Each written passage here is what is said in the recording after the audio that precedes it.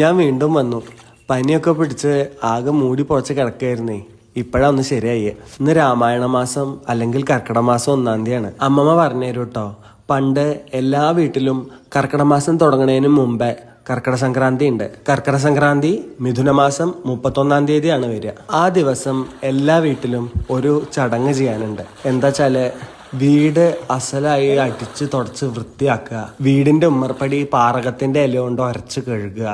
എന്നിട്ട് ഈ അടിച്ചു വാരി തുടച്ചിട്ടുള്ള പൊടിയും അഴുക്കും ചൂലിന്റെ ബാക്കി വന്നതും മുടിക്കെട്ടും പൊട്ടിയിട്ടുള്ള പാത്രങ്ങൾ ഉണ്ടെങ്കിൽ അതും ഒരു പ്ലാവിന്റെ ഇലയും അതിൽ കുറച്ച് ഉപ്പും കനലും ഇതെല്ലാം കൂടി ഒരു മുറത്തിലാക്കുക. വേറെ ഉണ്ട് കേട്ടോ സാധനങ്ങള്, ശരിക്കും എന്തൊക്കെയാന്നുള്ളത് ഇപ്പോൾ ഓർമ്മയിട്ടില്ല. ഇതെല്ലാം കൂടിയിട്ട് വീട്ടിലത്തെ ഏതെങ്കിലും ഒരാള് തോട്ടിൽ കൊണ്ടുപോയി കളഞ്ഞ് തിരിഞ്ഞു നോക്കാതെ വരണം എന്നാ പറയാ വീട്ടിലേക്ക്. വന്നതിന് ശേഷം വീടിന്റെ എല്ലാ വാതിലും കൊട്ടി അടച്ച് പൊട്ടി പുറത്ത് ശ്രീ ഭഗവതി അകത്ത് എന്ന് 3 പ്രാവശ്യം പറയണം. പൊട്ടി എന്ന് പറഞ്ഞ് സങ്കല്പിക്കണത് ലക്ഷ്മി ദേവിയുടെ സഹോദരിയായിട്ടുള്ള മൂദേവീനെയാണ്, അല്ലെങ്കിൽ ചേട്ടാ ഭഗവതീനെ. അത് കഴിഞ്ഞ് പിറ്റേ ദിവസം മുതൽ കർക്കിടകം തുടങ്ങാണ്.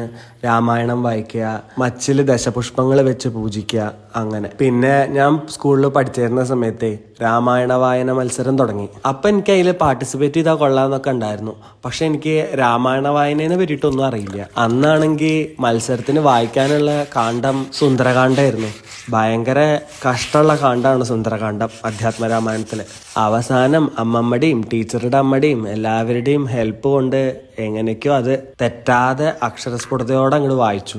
അതിനുശേഷം രാമായണ വായന മത്സരം ഉണ്ടെങ്കിൽ ആനന്ദന്റെ പേര് ആ ലിസ്റ്റിൽ എപ്പോഴും ഉണ്ടാവും. അതിനുശേഷം പിന്നെ അങ്ങോട്ട് അധ്യാത്മരാമായണത്തിലും വാൽമീകി രാമായണത്തിലും എന്തൊക്കെ വ്യത്യാസങ്ങൾ ഉള്ളതെന്നുള്ളതിനെ പറ്റിയിട്ട് റിസർച്ച് ചെയ്യാൻ തുടങ്ങി. അമ്മമ്മയുടെ ഭാഷയിൽ പറഞ്ഞ ഒരു പണിയില്ലാച്ച എന്താ ചെയ്യാ.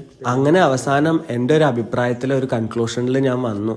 അധ്യാത്മരാമായണം ഒരു കവി എഴുതിയിട്ടുള്ളതാണ്, കാവ്യരൂപത്തിൽ എഴുതിയിറക്കണത്. പക്ഷേ വാൽമീകി രാമായണം അങ്ങനെയല്ല. യഥാർത്ഥ രാമായണം അറിയണമെങ്കിൽ വാൽമീകിയുടെ രാമായണം തന്നെ വായിക്കണം. അപ്പൊ എന്നാ എല്ലാവരുടെയും ജീവിതത്തിലെ രാമായണം. എന്നാ ശരി, പോയിട്ട് പണിയുണ്ട്.